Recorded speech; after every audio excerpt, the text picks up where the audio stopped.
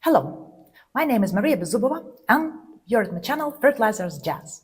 Here we talk about events, trends, technologies in the world of fertilizers and agriculture.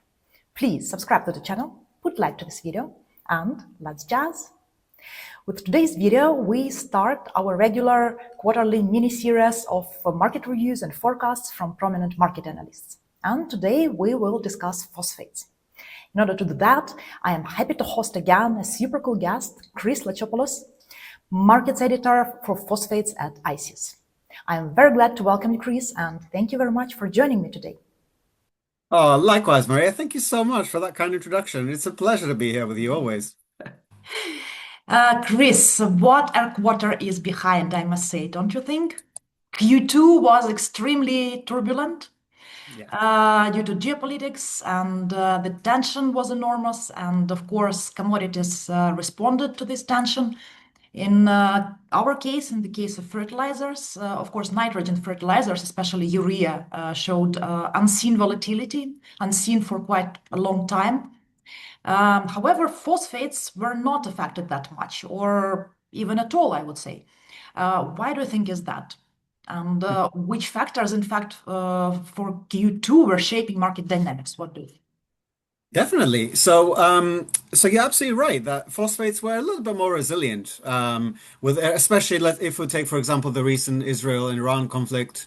That everyone was really reaching out and saying, what is the impact? Has shipments been affected? Has insurance, have vessels, there was a collision, I believe, in the sea, and, that sent signals to the market that, oh my goodness, we have to find alternative routes to ship product. But, beyond those initial jitters, things were really fine. And I think it comes down to a few things. One of which is phosphates was already quite volatile beforehand. So we were already volatile before it was cool. Prices have been so firm for such a long time that, volatility really is the kind of new normal for phosphates. And the other one is, of course, another factor is that facilities were not so much affected. Iran, of course, is a major producer that affects urea and ammonia more than it does phosphates. So, of course, people were expecting a little bit of an indirect effect, but not really anything that affected facilities or shipment routes in any direct way.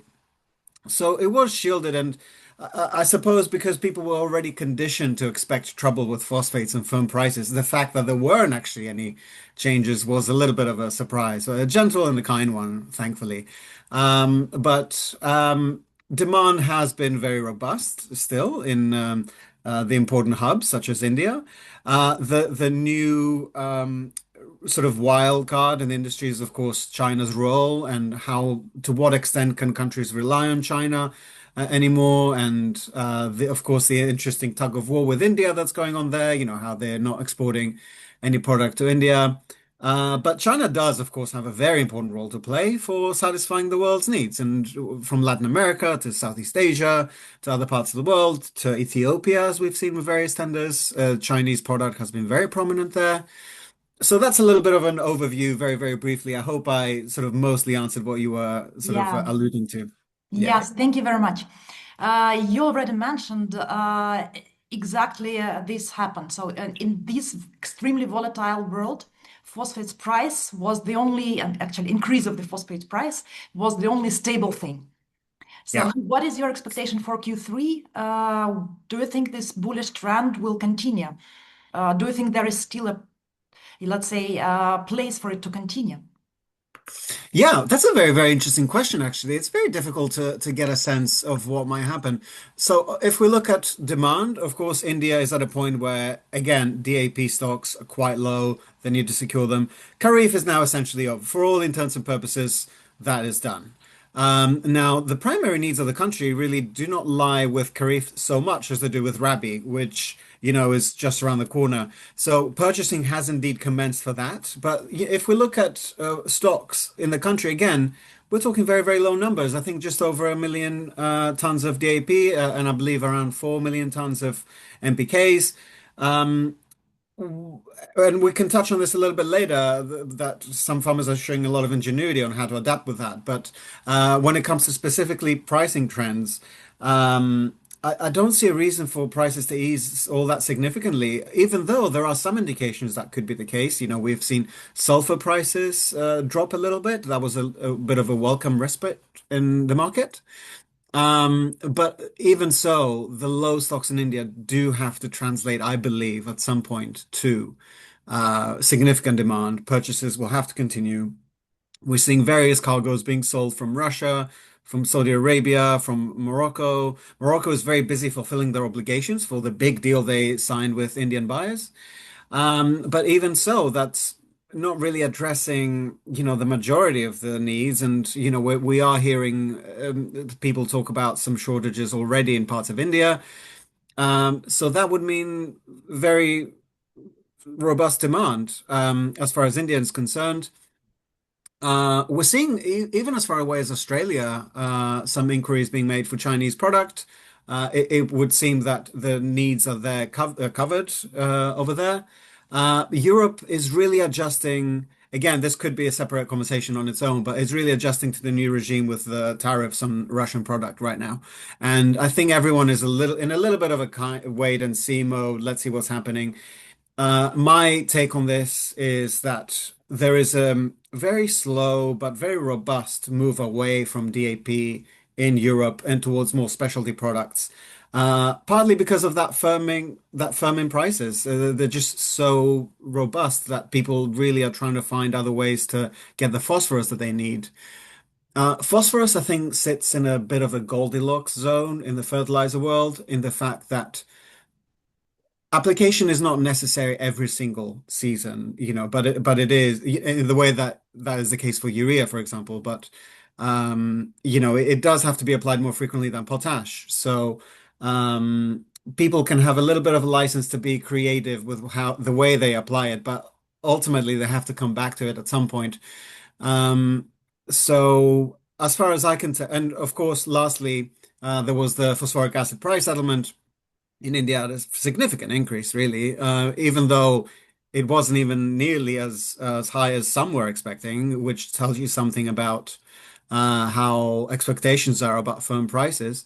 That in itself, and I hope I'm not digressing too much, is pointing to an interesting direction about the cost of production of DAP in India itself, which again, as a result of the phosphoric acid price, seems to have adjusted, is like the case usually a little bit below import prices.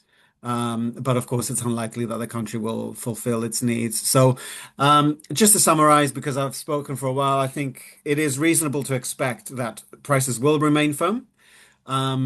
But we are seeing some unexpected reprieve with regards to farmers being very innovative and turning to other products to ease some of that demand.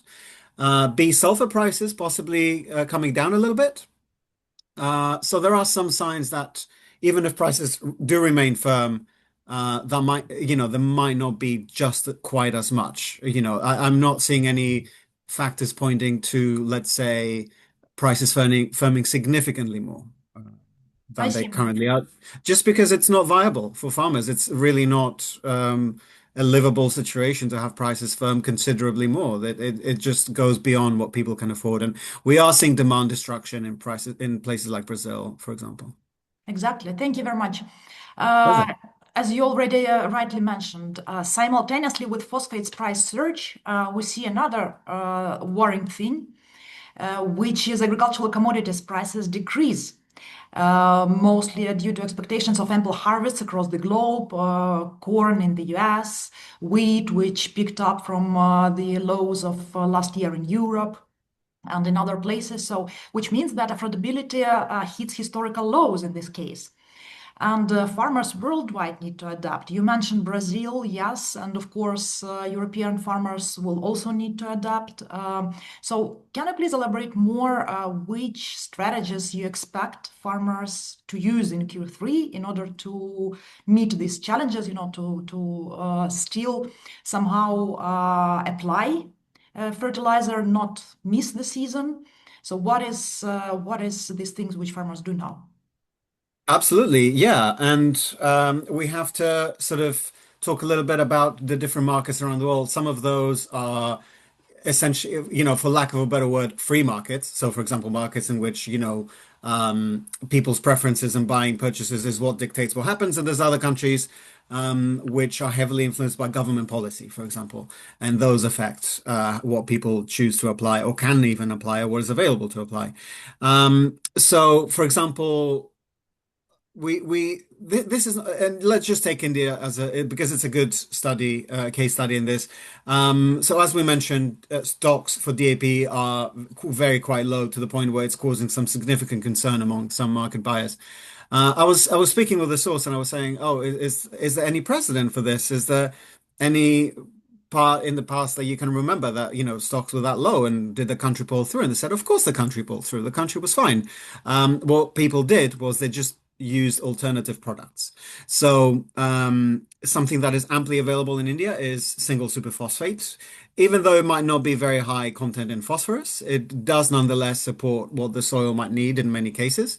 So it is possible to use a nitrate-based product and SSP, and that I believe the source called it a mini DAP. So kind of like, it is possible that way to get the phosphorus needed plus the nitrogen to sort of substitute, the higher price of DAP, or if that's not even available even in parts of the country.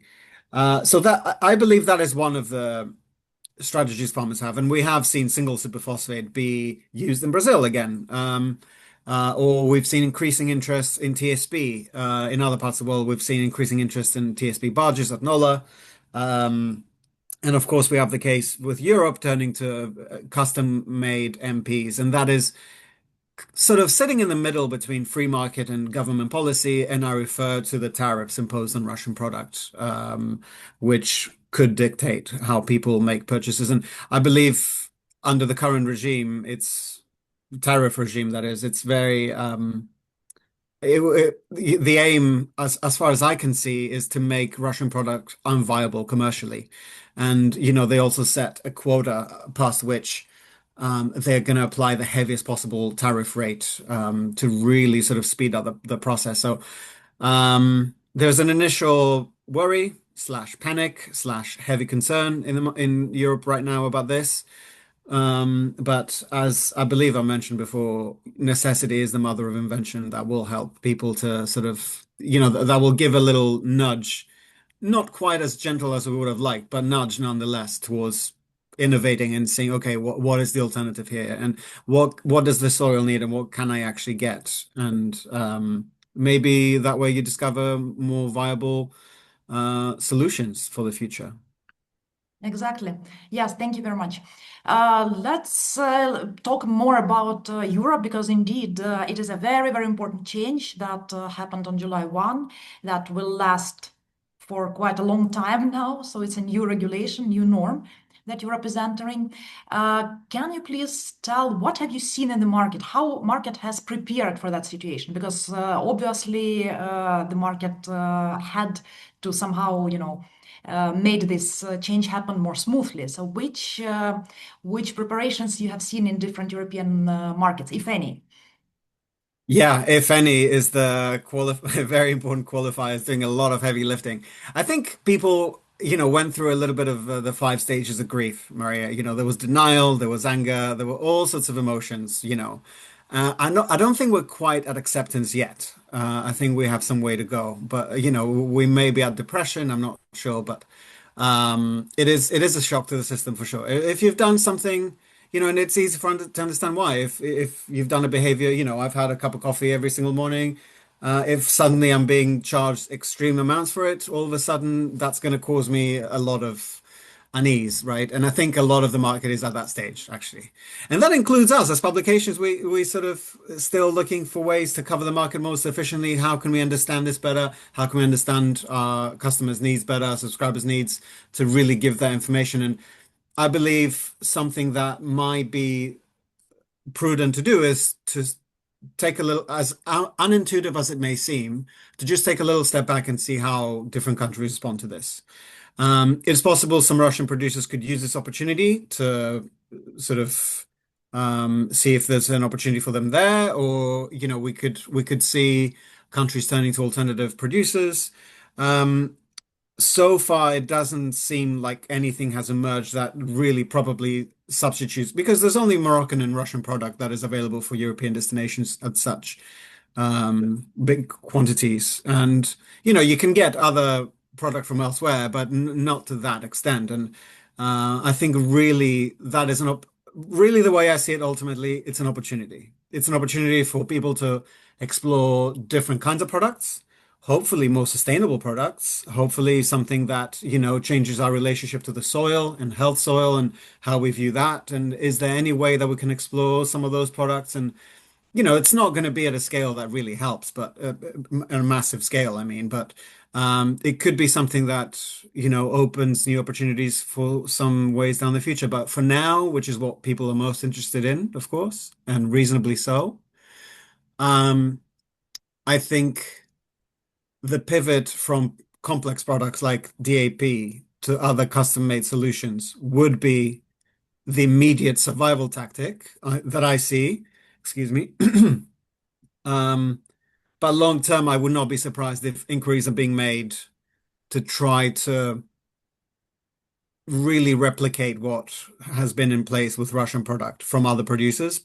I just struggle to see how that could be feasible. But there hasn't been any sort of, as far as I can tell, any coherent plan to really replace that very important source for Europe, which is Russian product. Um, and you can see part of that is seen in the displeasure and with the farmers. They've really made their voices heard and how much they're opposed to this. And I can completely understand why. It's a very important source. Having said that, do I think, it's irreplaceable? No, I don't. I do think there's a future in which Europe does get its fertilizer needs. Maybe they're not quite what we can see right now. Maybe they're not quite the products that we have in mind right now.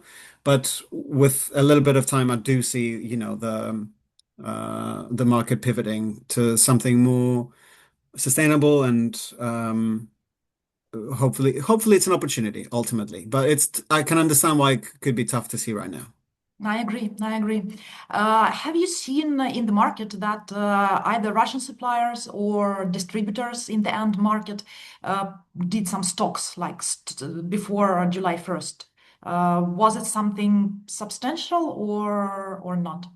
That's a very good question. I'd be surprised if there weren't some preparation for it, like that, because it's something we've known for a little while. So I think it would have factored in. Um, maybe, yeah, and this change could be an opportunity for some producers, yeah. But it's not been to the extent that it's game changing. And lest we forget, of course, the season in Germany and Benelux, and it's over now. So there's not really expected to be any big demand immediately. That could be a bit of a delayed shock when people come back in after August. But for now, there's not really much change immediately on the ground, I would say. These things take a little while to trickle through properly, and I think people will naturally and instinctively try different strategies before they settle on the thing eventually. But it's no denying that this is a big shock to the system, absolutely. But there's been a big shock in Europe anyway, and Indeed. it's reasonable to respond to that. So. Indeed. Yeah, thank you very much. Let's move to the supply side. And here we have to discuss the most important supplier, which influences the whole market with its decisions, which is China, of course. And in Q2, China hasn't really been such an important player. There was not much Chinese product. However, it happened in nitrogen. They decided to go big in terms of nitrogen exports as of May onwards. So, what about phosphates? Will we see in Q3 more Chinese product that will really support global supply demand balance or not? What is your expectation? Yeah, I believe so. Yeah, I think we will see more because any amount will be greater than zero, right? They did not export anything for the months prior to this, so anything is great for the for the industry. I don't again like the shock with the Russian product in Europe. I think parts of Southeast Asia are not quite ready, possibly for the how competitive it's going to get Chinese product for the amount that we're going to get it. Um, please forgive me. I don't have the numbers in front of me right now. If I do remember it correctly, it's something like the tune of 2 million tons of DAP and a little bit more of MAP that's available. So that's approximately, if I'm correct, about half the amount that they used to export. And of course, they don't export to India anymore, which is a big change, really. But to the extent that they are continuing with the exports and the quotas are continuing to be addressed, then everything's that does provide a big sort of relief to the market, and we're seeing that in places as far away as Brazil. With some preference for Chinese product now, possibly because it could be more affordable. Um, but that is also showing, interestingly, while SSP has been the lifeline of Brazil for a very long time, possibly now that Chinese product is available, farmers are seeing the product that they used to be able to get, even if it's possibly lower grade or I'm not sure. They do prefer that over other products, which is interesting. Having shown all that innovation, pivoting back to some Chinese product. But yeah, it is of course a relief. It's not quite to the extent that the market needs. Prices are affected by and have been for a long time affected by the lack of Chinese product available. But it is a good thing ultimately that they're back in the market and supplying everyone around India. Some in the market are speculating that, some Indian buyers may find some ways of, getting some product into the country indirectly, doing a little of sort of customs wizardry possibly. But, some are speculating this could happen as well, but I'm not sure. I see. Yeah. Thank you. Uh, I saw also another trend that is happening in terms of supply. More and more, there are discussions about G2G kind of supply Mm. contracts. We were discussing for quite a long time G2G to India. Yeah. India was trying to negotiate, as far as I understand, with Moroccans and with Russian suppliers. And very recently, news about Bangladesh Yeah. was issued that there is again a G2G, let's say, agreement. Yeah. So, how do you see this G2G trend, let's say, developing? So, first of all, for India, have you heard any developments in this respect? Will we see some news from there? And how do you think it will influence this global, again, supply-demand balance in Q3? Because it takes quite a significant amounts. These contracts are large. It's not Yeah. small spot sales, so it takes a regular large chunk from the market. That is such a good way of putting it. You're right, Maria. And I see that, of course, with the recent deal to India, and OCP is really ramping up buying cargoes to just try to fulfill their obligations towards India en masse. And just yesterday, you're very correct to point out there was a similar deal heard for non-urea fertilizers to Bangladesh between OCP Nutricorp and part of the Bangladesh government. Interestingly, that deal not only includes the product itself, but also includes provisions for sharing, technology and knowledge and agricultural knowledge, and that is really very nice to see, truly. And you and me were discussing before about sustainability, and it does appear to also be making provisions for that, which is really nice. Bangladesh, we should really not forget, is one of the countries on the planet which has been really heavily impacted by climate change so far, rising sea levels, impacting people's health and safety and well-being very significantly. So it's nice to see that sustainability is something that they're talking about. Um, in terms of fertilizers and demand, it's interesting. We've seen OCP really scramble to meet their needs for India and now, of course, Bangladesh, but that does leave other buyers kind of like hanging in limbo. Could that be a new trend that we see, let's say a country or a group of countries negotiating as a bloc to secure these deals well in advance, some kind of formula-based system that provides continuity and ensures availability of product, uh, hopefully at a more affordable price. But again, every big obligation towards a country is product that is not going anywhere else. So maybe it has an indirect impact on every single other market, right? But it could be a new trend, and I've thought about it myself as well, and I'm so happy you're voicing it that way, that it could be a new way of doing business. And if perhaps the OCP deals in India and Bangladesh are successful, they meet the needs of the customers, could that be something that other customers look and say, hey, how about we negotiate something like that for ourselves? Or would it be unreasonable to think that maybe Ethiopia could negotiate something like that in the future? Who knows? But I do think it's a very interesting welcome change. Bangladesh, of course, has had these sort of deals before. It's nothing new, it's nothing groundbreaking, but the fact that we're seeing more of them, particularly as prices are really firm, shows that it is possibly another strategy that buyers are using to deal with really firm prices and ensure availability. Exactly. Yes. Thank you. We will watch this trend and come back to that in a quarter from now to see how it develops.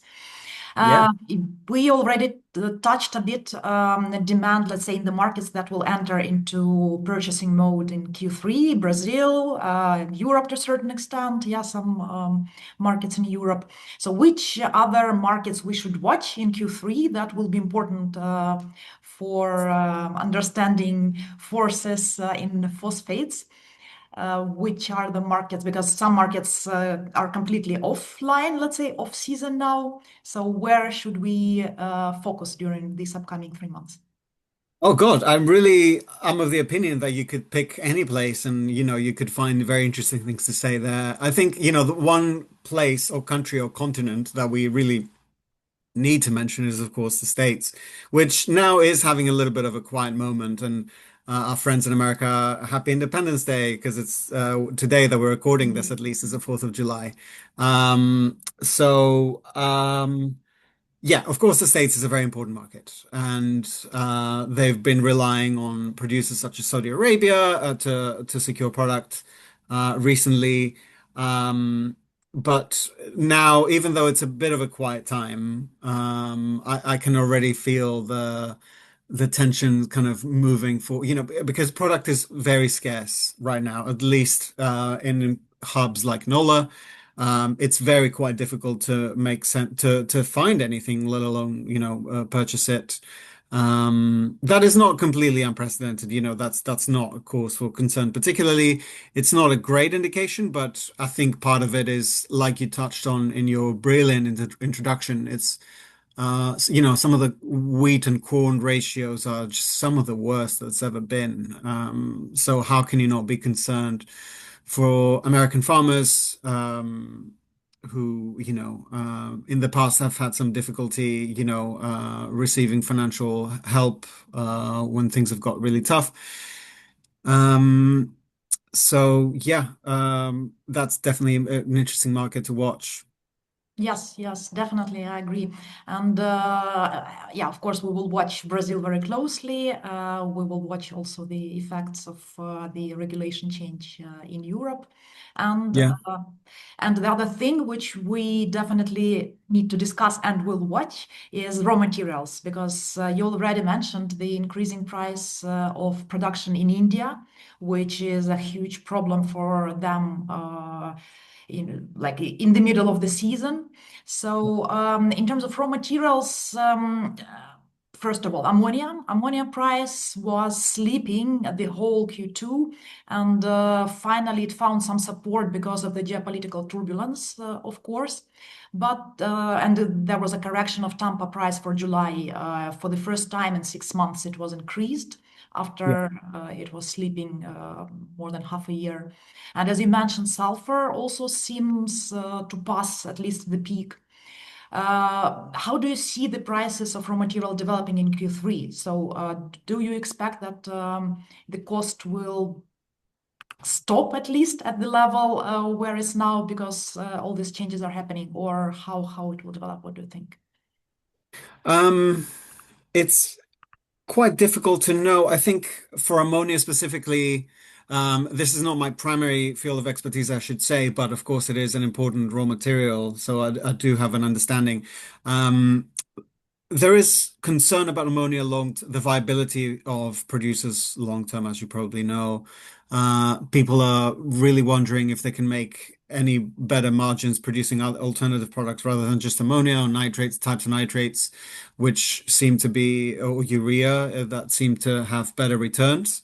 So I'm wondering whether it could be, one of these cases where I don't want to say death by a thousand cuts, but it's very difficult to justify financially the cost of producing it if things don't fundamentally change.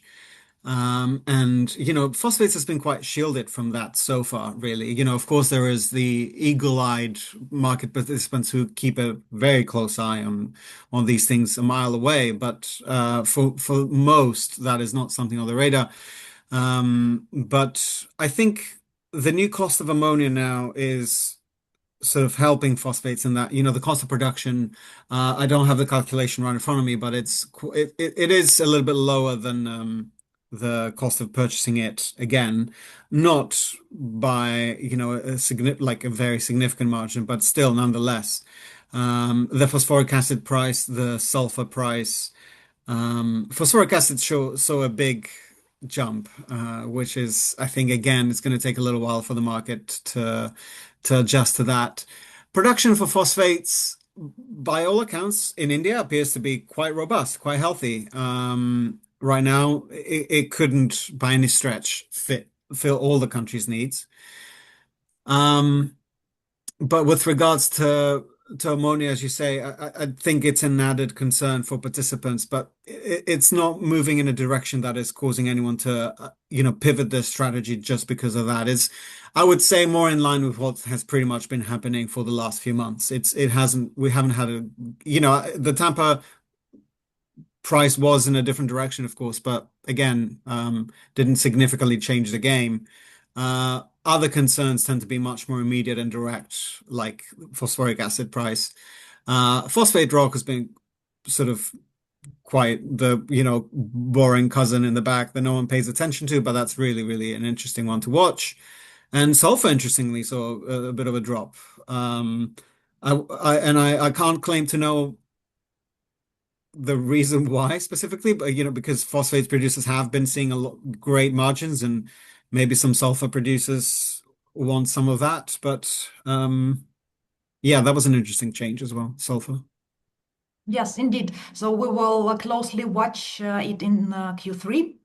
And thank you very much for your thoughts, but that's not end yet, because I propose to make something new that we haven't discussed yet. Yeah, That is something more, more personal rather than industry related. I would like to ask you several, let's say, blitz questions, small questions, blitz answers, just for amazing. everyone to know more about you, about yourself, because this is the most interesting part. People in the industry is us, actually, people. Completely agree, actually. Yeah, yeah. Yes. So my first blitz question is this. What is that inspires and surprises you the most in fertilizers industry? That's really easy. It's the people, and I have to say, I cannot say to you how generous and kind they've been. I'm a relative newcomer to the industry. I've only been a part of it for a few years, but the amount of kindness and generosity people have shown me, when sort of understanding the market has been really remarkable. And maybe this is a blitz question, so I'm not meant to elaborate very much, but I find them really extraordinary and funny and warm. And I think the fertilizers industry does tend to attract a different kind of person, because fertilizers really are about securing food and nourishment and building community. And I think I have a theory in my head that it attracts people who are more community based, more community minded than other industries. And I think that I've been fortunate enough to benefit from that a lot. And I'm sorry if that was meant to be a very short answer. Cool, cool. Thank you very much. Okay, let's move to the second one. If you can master one myth about fertilizers or fertilizers industry, what would it be? Really how much your day to day depends on it. It's not something that, you think about very, very rarely or when you go to the country or it is something that literally ensures every meal you have, just take the plate of food and think without the fertilizer industry, 50% of it would not be there. The planet's capacity to support you would only go 50% towards that. So I try to think of it, whenever I'm enjoying something I'm like very thankful for it. And I think we sometimes maybe forget how fortunate we are to be in this part of the world that we have our needs covered. And that really would be it. How big the role of fertilizers is with that. Perfect. Yeah, nice one. And to finalize it, have the third question for you. How would you explain to your grandma what is your job as a reporter and analyst in fertilizers industry? Oh God, what a beautiful question. So if it's okay, I'm just gonna say my grandmother, she's no longer with us, but she was a farmer her whole life. I'm from a part of Greece called Corfu, which is very famous for its olive groves and countryside. And my family, both sides of my family actually were farmers back in the day. They grew out of the land. And really embarrassingly, I never got to ask her, like, what did you use in the field? I just saw her take a piece of cheese, a bit of feta, and a loaf of bread and go in the field, and they would be back at night. And I'm very sorry to say little about that life. I was very fortunate to have grown in the city and, you know, um, I would like to think that she would find it quite heartening that we talk about we have farmers and the land and food and security and the planet on our minds in a very different way to what she did. I don't think she would really not comprehend, but she would not be familiar with DAP, MAP, all that stuff. But I think she would really understand the connection towards planning ahead. I don't know, maybe she would make a great reporter, actually. I don't know, maybe she'd be way better than me. But I like to think that with, her kindness and her warmth and she would understand the fundamentals and I think it would give her a lot of pleasure to know that, her grandson is sort of part of this conversation still and understanding a different aspect of it, but essentially it's the same thing from a different angle, hopefully. Right. And we still have, Ireland to go back to and return to. And I go back there and I visit the same fields and the olives, and I feel very complete knowing that, I'm still part of that conversation. Right. Very right. And thank you so much, Chris, for this Thank insightful, you. as always, and fun discussion. I wish you and ICIS very, very prospect, very good Q3 this year. And we'll see each other in a quarter from now. Sounds great. Thank you so much, Maria. It's always such a pleasure to speak with you. Thank you. Thank you for watching. As usually, I will leave all credentials of Chris and ICIS in the comments. Please let me know in the comments which other questions related to phosphate market you have and you would like me to discuss, and I will do so with Chris next time. Please subscribe to the channel, put like to this video, and see you soon.